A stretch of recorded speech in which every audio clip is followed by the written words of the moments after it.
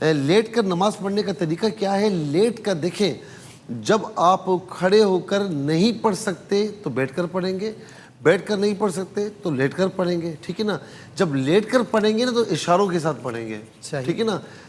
یعنی جس طرح اشارہ ممکن ہو اس طریقے سے آپ پڑھیں. ایسا نہیں کہ آپ کو رکوع کرنے کے لیے تھوڑا سا سر اٹھانا پڑے گا اور سجدے کے لیے بھی زیادہ اٹھنا، وہ تو تکلیف مالا یطاق ہو جائے گا. پھر لیٹ کر پڑھنے کا فائدہ کیا؟ جب لیٹ کر پڑھیں گے تو آپ اشاروں سے پڑھیں گے، ہاتھ کے اشاروں یہ آپ کی آسانی ہے آپ کے لیے، جس طرح ممکن ہو. ٹھیک ہے جی. میری ایک بہن نے سوال پوچھا کہ صدقہ فطر کی مقدار بتا دیں، اور یہ کہ عید سے پہلے دینا ہے یا عید کے بعد دینا ہے.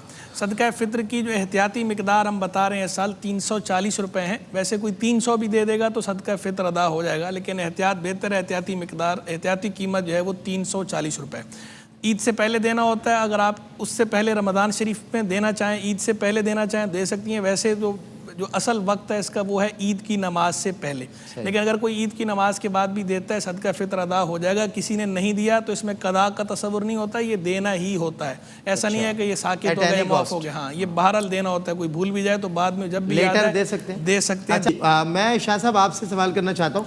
ابھی لائیو ٹیلی فون کال پہ ایک صاحب نے سوال کیا، پریشانیاں جان نہیں چھوڑتی، چھٹکارے کے لیے کوئی نصیحت یا وظیفہ ارشاد فرما دیں. بسم اللہ الرحمن الرحیم.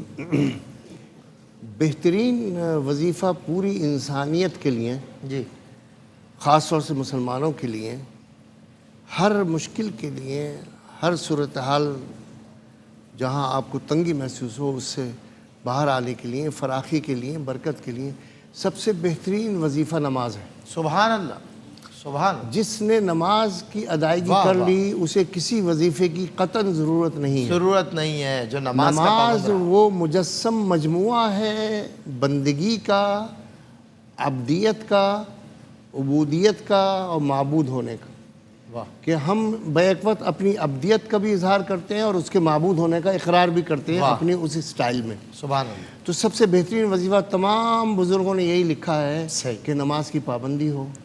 دوسری ایک بڑی اہم چیز جو ہم لوگ توجہ نہیں کرتے کہ وضو کا مینٹین رکھنا.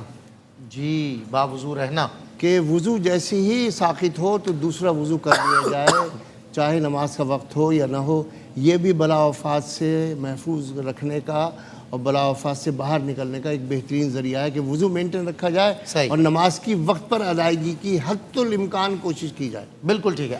یہ تو سب سے بڑا وظیفہ ہے، اس سے آگے کوئی وظیفہ نہیں ہے. لیکن دل کے اطمینان کے لیے چونکہ قرآن ہمارے پاس موجود ہے اور ہر آیت ایک نور ہے اور نور جو ہے اندھیرے کو دور کرتا ہے. بالکل صحیح. اس لیے دو صورتیں میں عرض کرتا ہوں، ایک سورہ کوثر ہے، صحیح، ایک سورہ اخلاص ہے.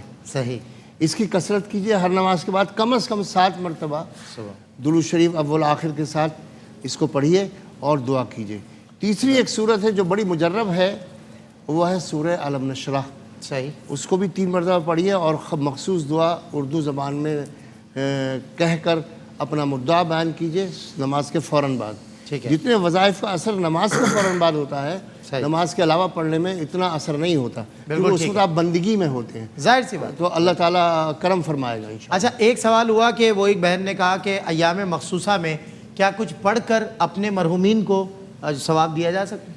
دیکھیے، ایام مخصوصہ میں عبادات جو کنفرم عبادات ہیں جیسے نماز ہے، تلاوت ہے، روزہ ہے، یہ اس کے لیے روکا گیا ہے کہ یہ بعد میں مکمل کی جائیں. ٹھیک ہے. باقی آپ جیسے کہ اسماء حسنہ ہیں یا درود شریف ہے. صحیح.